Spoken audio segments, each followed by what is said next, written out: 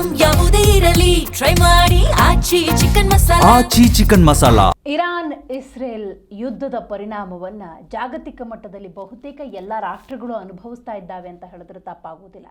ನೋಡಿ, ಅಡುಗೆ ಎಣ್ಣೆಯ ಬೆಲೆ ಏರಿಕೆಯ ಸಾಧ್ಯತೆ ಹೆಚ್ಚಾಗಿದೆ. 1 ಲೀಟರ್ ಎಣ್ಣೆ ಮೇಲೆ 4 ರಿಂದ 5 ರೂಪಾಯಿವರೆಗೂ ಹೆಚ್ಚಳ ಸಾಧ್ಯತೆ ಇದೆ. ನೋಡಿ, ಕೆಲವೊಂದು ಬ್ರ್ಯಾಂಡ್ಗಳನ್ನು ಉಲ್ಲೇಖ ಮಾಡೋದಾದರೆ ಗೋಲ್ಡ್ ವಿನ್ನರ್ ಇರ್ಬೋದು, ಸನ್ಪ್ಯೂರ್ ಇರ್ಬೋದು, ಫಾರ್ಚೂನ್, ಇವುಗಳ ದರದಲ್ಲಿ ಏರಿಕೆಯ ಸಾಧ್ಯತೆ ಇದೆ. ಅಂದರೆ ಅಡುಗೆ ಎಣ್ಣೆ ಬಳಕೆ ಯಾರೆಲ್ಲ ಮಾಡ್ತಾರೆ ಅದರ ದರ ಹೆಚ್ಚಳದ ಸಾಧ್ಯತೆ ಇದೆ. ಇನ್ನು ಬಹುತೇಕರು ದೇಸಿ ಅಂತ ಹೇಳಿ ಗಾಣದ ಎಣ್ಣೆಯನ್ನು ಬಳಕೆ ಮಾಡ್ತಾರೆ, ಅದರ ಮೇಲೆ ಯಾವುದೇ ರೀತಿಯ ಪರಿಣಾಮವನ್ನು ಬೀರುವುದಿಲ್ಲ. ಇನ್ನು ಯುದ್ಧ ಮುಂದುವರೆದ್ರೆ 10 ರಿಂದ 15 ರೂಪಾಯಿ ಹೆಚ್ಚಳವಾಗುವಂತಹ ಸಾಧ್ಯತೆ ಇದೆ ಅಂತ ಹೇಳಲಾಗ್ತಾ ಇದೆ. ರೈಟ್ ನವ್ ಇಫೆಕ್ಟ್ 4 ರಿಂದ 5 ರೂಪಾಯಿ ಅಂತ ಅಂದ್ಕೊಂಡ್ರು ಕೂಡ ಹಿಂಗೆ ಏನಾದರೂ ಯುದ್ಧ ಮುಂದುವರಿಯಿತು ಅಂದರೆ 10 ರಿಂದ 15 ರೂಪಾಯಿ ಹೆಚ್ಚಳವಾಗುವಂತಹ ಸಾಧ್ಯತೆ ಇದೆ. ಯುದ್ಧದ ನೆಪದಲ್ಲಿ ವರ್ತಕರಿಂದ ದರ ಏರಿಕೆ ಆಗ್ತಾ ಇದೆ ಅನ್ನುವಂತಹ ಮಾಹಿತಿ ಲಭ್ಯವಾಗ್ತಾ ಇದೆ.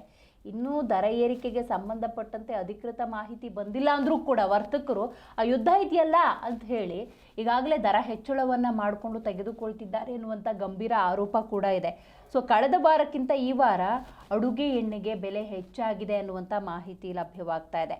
ಅಂದರೆ ಕಳೆದ ವಾರ ಗೋಲ್ಡ್ ವಿನ್ನರ್ ಅಡುಗೆ ಎಣ್ಣೆ 1 ಲೀಟರ್ಗೆ 161 ರೂಪಾಯಿ ಇತ್ತು, ಇವಾಗಲೇ 165 ರೂಪಾಯಿ.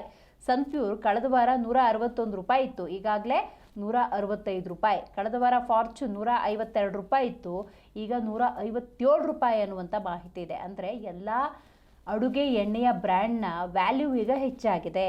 4 ರಿಂದ 5 ರೂಪಾಯಿ ಹೆಚ್ಚುವರಿಯಾಗಿ ತೆಗೆದುಕೊಳ್ತಾ ಇದ್ದಾರೆ. ಅಥವಾ ಯುದ್ಧದ ನೆಪ ಹೇಳಿ ವರ್ತಕರೇನಾದರೂ ಹೀಗೆ ವಸೂಲಿ ಮಾಡ್ತಿದ್ದಾರಾ ಅನ್ನುವಂಥ ಪ್ರಶ್ನೆ ಉದ್ಭವಿಸಿದೆ.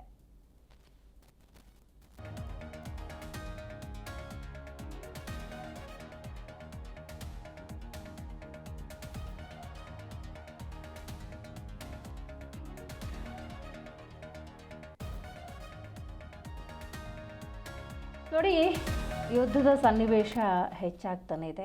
ನಿರಂತರವಾಗಿ ದಾಳಿ ಪ್ರತಿದಾಳಿಗಳಾಗ್ತಾನೇ ಇದೆ.